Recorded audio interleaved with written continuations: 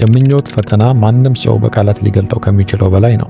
በምኞት የተፈተነ ካልሆነ በቀር ማንኛውም ሰው ይህንን ችግር በቅጡ ሊረዳው አይችልም። በዚህ ችግር የተፈተኑ ያሉ ሰዎች ብቻ ናቸው የምኞትን ጥንካሬ ሊረዱት የሚችሉት።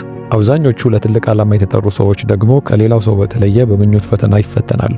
የምኞት ፈተና ትልቅ ዓላማ ባላቸው ሰዎች ላይ በአይነቱ ያይላል። ታዲያ ለምንድን ነው በእነዚህ ሰዎች ላይ ይህ ፈተና የሚጠነክረው? በምኞት ፈተና ውስጥ በከባድ ሁኔታ እያለፋችሁ ያላችሁ ከሆናችሁ ማወቅ ያለባችሁ እናንተ ብቻ አይደላችሁም በዚህ ፈተና ውስጥ እያለፋችሁ ያላችሁት። አሁን እናንተ እየተቸገራችሁ ያላችሁበት ፈተና ከእናንተ በፊት ብዙ ሰዎች አልፈውበታል፣ አሁንም እያለፉበት ይገኛል። በዚህ ቪዲዮ በምኞት ፈተና ስለሚቸገሩ ሰዎች እያንዳንዱን ነገር እንዳስሳለን። በመጨረሻም ክፉ ምኞትን ማሸነፍ የምንችልባቸውን መንገዶች እንነጋገራለን። በመጽሐፍ ቅዱስ ውስጥ በምኞት ፈተና ሲቸገሩ የነበሩና በክፉ ምኞታቸው የወደቁ እንዲሁም ከውድቀት ተነስተው ለክብር የበቁት የታላላቅ ሰዎች ታሪክ ተጽፎ እናገኛለን። በክፉ ምኞት ፈተና ተስበው የወደቁ በእግዚአብሔር የተቀቡ ታላላቅ ሰዎች ነበሩ።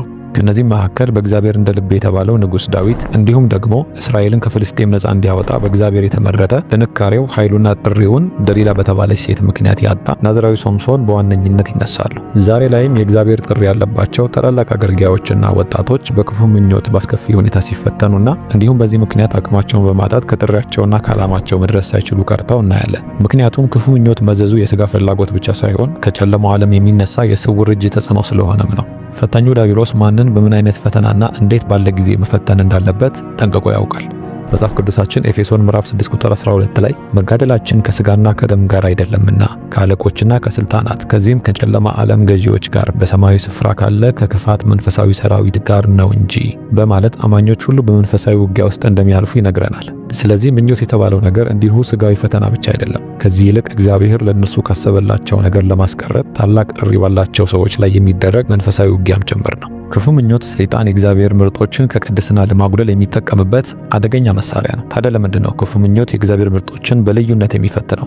ደግሞስ ይሄ ፈተና ከሌሎች ፈተናዎች በአይነቱ ጠንካራና ከባድ ያደረገው ነገር ምንድን ነው? ምኞትን ከሌሎች ፈተናዎች በተለየ ጠንካራና ከባድ የሚያደርጉት 5 መሰረታዊ ምክንያቶች አሉ። አንደኛ፣ ለመንፈሳዊ ነገር ንቁ መሆን የምኞት ፈተናን እንዲጠናከር ያደርገዋል።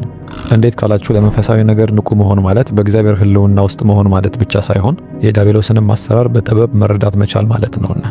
ስለዚህ ሰይጣን ሚስጥሩ እንዳይታወቅ የእነዚህን ሰዎች መንፈሳዊ ሕይወት እድገት በምኞት ፈተና ቀጭጮ ለመንፈሳዊ ነገር ያላቸውን ትኩረት እንዲቀንስ ያደርጋል። ከሌሎች ሰዎች ይልቅ የእግዚአብሔር ምርጦች በምኞት ፈተና የሚቸገሩበት ምክንያት ይሄ ነው። ሁለተኛ፣ ብቸኝነት ድብቅ ለሆነ የምኞት ፈተና ተጋላጭ ማድረጉ ነው። በእግዚአብሔር የተመረጠና ለትልቅ ስራ ራሱን የሚያዘጋጅ ሰው ወደ አሰበ ስፍራ ለመድረስ እርሱ ብቻ ሊረዳው የሚችለው የብቸኝነት ጉዞ ይጓዛል። ይሄ የብቸኝነት ጉዞ የራሱ የሆነ በረከት ቢኖረውም ነገር ግን ለምኞት ፈተናም የተጋለጠ እንዲሆን ያደርገዋል። ምክንያቱም በብቸኝነት ሰዓት በአካባቢው ተጠያቂነት ስለማይኖር የክፉ ምኞት ከሌላው ጊዜ በተለየ ጠንካራ ይሆናል። ይህ ብቻ ሳይሆን ፈተናውን ታግሎ ለማሸነፍ ከብቸኝነት የተነሳ የሰዎችን እርዳታ ማግኘት ስለማይቻል ነው። ከዚህ የተነሳ በጣም ብዙ ሰዎች በድብቅ በክፉ ምኞት በአስከፊ ሁኔታ ይሰቃያሉ። ሶስተኛ፣ ታላቅ የሆነ ጥሪ ታላቅ የሆነ ፈተናን አብሮ መያዙ ነው። ታላቅ የሆነ የእግዚአብሔር አጀንዳ በእናንተ ላይ ሲኖር ሰይጣንም በእናንተ ላይ ታላቅ ጦርነት ይከፍታል። ክፉ ምኞት ሰብአዊ ፈተና ብቻ ሳይሆን ከዛ ይልቅ ሰይጣን ሰዎችን ከህይወት መንገድ ለማስወጣት፣ ዓላማቸውን ለማስጣል፣ አቅማቸውን ለማባከንና ተስፋቸውን ለማጨለም የሚጠቀምበት ትልቁ መሳሪያው ነው። የምኞት ፈተናን አቅልለው በማየታቸው ምክንያት ብዙ ታላላቅ መሪዎችና ነቢያት እንዲሁም ታላላቅ መንፈሳዊ ሰዎች በዚህ ፈተና ወድቀዋል።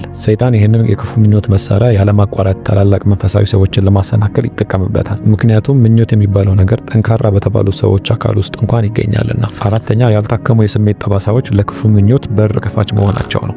ብዙ ጊዜ ታላላቅ ሰዎች ከልጅነታቸው ጀምሮ በብዙ የልብ ስብራት፣ ተቀባይነት ባለማግኘት እንዲሁም እንክብካቤና ፍቅር በማጣት ውስጥ ያለፉ ናቸው።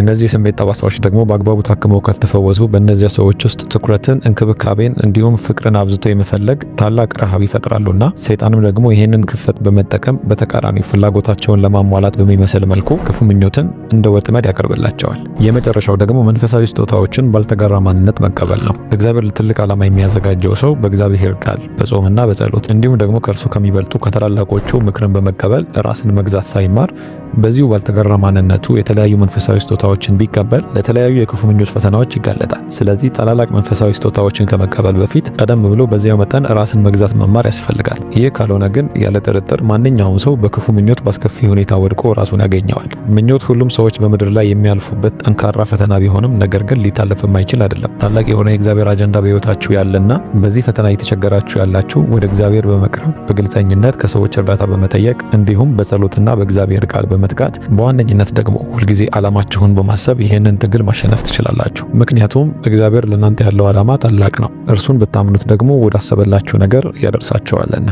ብዙ ሰዎች ጋር እንዲደርስ ላይክ ማድረጋችሁን እንዳትረሱ። ሌሎች ቪዲዮዎች እንዲደርሷችሁ ደግሞ ቻናሉን ሰብስክራይብ አድርጉ።